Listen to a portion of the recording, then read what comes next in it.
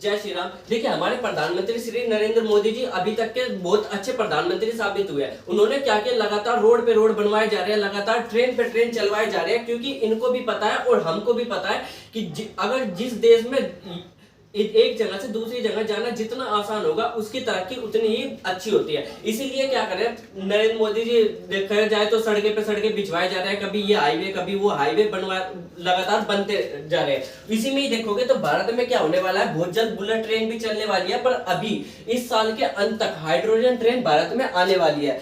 अगर आप देखोगे 2023 दिसंबर 2023 से भारत में हाइड्रोजन ट्रेन चलने वाली है और इस चीज की अनाउंसमेंट कर दिया रेल मंत्री जी ने। ये देखो, ये क्या है, हाइड्रोजन ट्रेन है। अब ये ट्रेन की बहुत अच्छी खास बात ये होती है कि ये प्रदूषण बहुत कम करती है और बहुत तेज दौड़ती है। ये क्या करती है, प्रदूषण बहुत ज्यादा नहीं करती। अब ये जगह लेगी किसकी, डीजल वाली ट्रेन की, जो कोयले से चलती है, डीजल से चलती है, वो क्या करती है, वो बहुत ज्यादा प्रदूषण करती है। अब उनकी जगह पर क्या होगा, हाइड्रोजन ट्रेन चलाई जाएगी।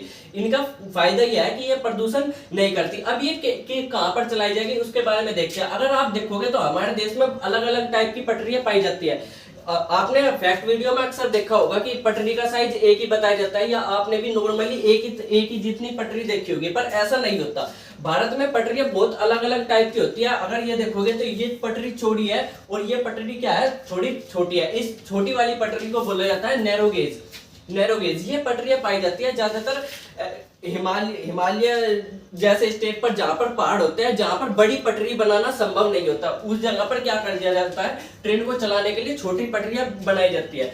अब अगर आप देखोगे तो यहाँ पर क्या है, ये छोटी पटरी यानी कि नैरो गेज का स्टेशन है। अब यहाँ पर अगर देखा जाए तो नॉर्मल में क्या होता है, नॉर्मल में हम बिजली वाली ट्रेन का इस्तेमाल करते हैं, पर बिजली वाली ट्रेन के साथ दिक्कत यह है कि बहुत दूर, ट्रेन से काफी दूर पर खंबे हमें गाड़ने पड़ते हैं। पर यहाँ पर अगर हम यहाँ पर देखेंगे तो ये तो फिलहाल दो पटरी है, पर हिमालय जहाँ पर पहाड़ वहाड़ होते हैं वहां पर बिजली वाली जगह होती नहीं गाड़ने के लिए, जहां पर हम बिजली के खंभे गाड़े जा सके। तो इस वजह से वहां पर क्या कर जाती है, कोयले वाली या डीजल वाली ट्रेन चलाई जाती है, जो कि बहुत ज्यादा प्रदूषण करती है, वो भी कहां पर, पहाड़ी इलाकों में। अब अगर पहाड़ी इलाकों में बहुत ज्यादा प्रदूषण हो, ये अच्छी बात नहीं है। एक तो हमारे यहाँ आसपास के मैदानी क्षेत्रों में ही हो जाए प्रदूषण, वही बहुत बड़ी बात है, पर पहाड़ी इलाकों में प्रदूषण हो ये थोड़ा अच्छा से नहीं लगता, क्योंकि पहाड़ी इलाके साफ सुथरे ही अच्छे लगते हैं। अब वहां पर क्या हो रहा था, वहां पर ये कोयले वाली ट्रेन चलाई जा रही थी, तो उससे क्या होता है, धुआं निकलता है बहुत ज्यादा, उससे क्या होता है, प्रदूषण होता है। तो इसी वजह से वहां पर क्या होगा,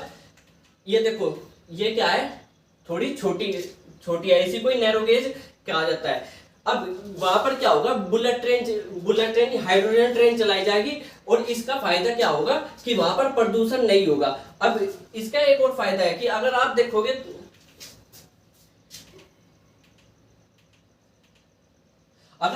तो ये क्या है, डिब्बे है। अब वहां पर नैरो गेज, हमारी जो हाइड्रोजन ट्रेन होगी वो क्या बनाई जाएगी, नैरो गेज के पटरी के हिसाब से ही बनाई जाएगी शुरुआत में। अब डिब्बे तो ये की यही रहेगी, बस केवल जो इंजन होता है, रेलगाड़ी का इंजन होता है, उसको चेंज कर देंगे।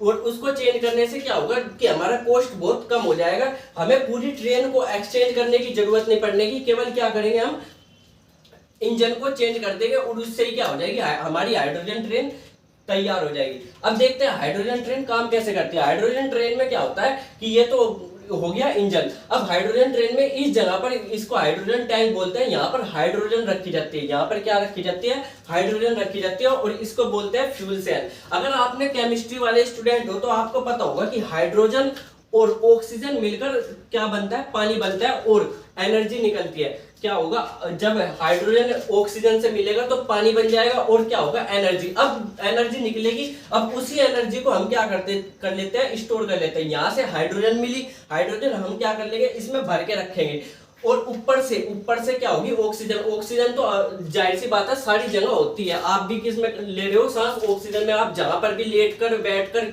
जिस भी तरीके से वीडियो देख रहे हो, वहां पर भी ऑक्सीजन से ही आप सांस लेते हो, तो यानी कि ऑक्सीजन हर जगह है। तो ऑक्सीजन ऊपर से लेगी और हाइड्रोजन हम इसमें भर के रखेंगे। अब ऑक्सीजन और हाइड्रोजन मिलकर हम इसको पाइपों के सहारे से यहाँ पर फ्यूल सेल में पहुंचाएंगे।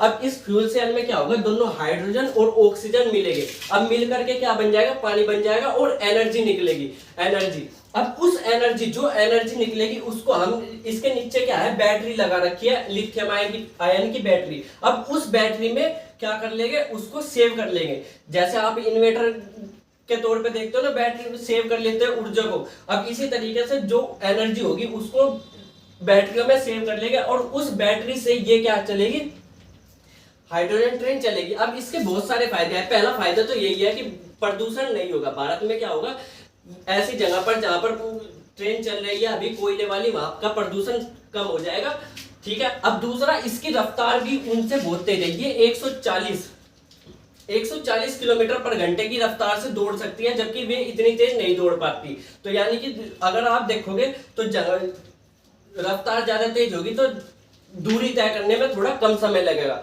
अब इसका ये भी फायदा हो गया। अब इसको मेंटेन करना भी बहुत आसान होता है। क्या है, केवल हाइड्रोजन भरनी है और हाइड्रोजन भरने में बहुत ज्यादा टाइम नहीं लगता।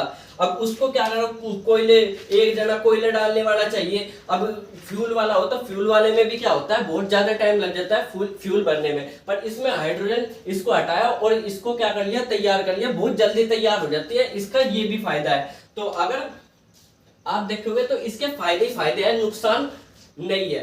और ये क्या होगी, भारत में दिसंबर 2023 से चलने वाली है और इसकी अनाउंसमेंट हो चुकी है। तो अगर आपको भी इसके बारे में कुछ कहना है और तारीफ करनी है कि भारत कितनी तेजी से आगे बढ़ रहा है, तो लिख देना कमेंट में। जय हिंद। फिलहाल इस वीडियो में इतना ही, मिलेगा अगली वीडियो में, तब तक के लिए।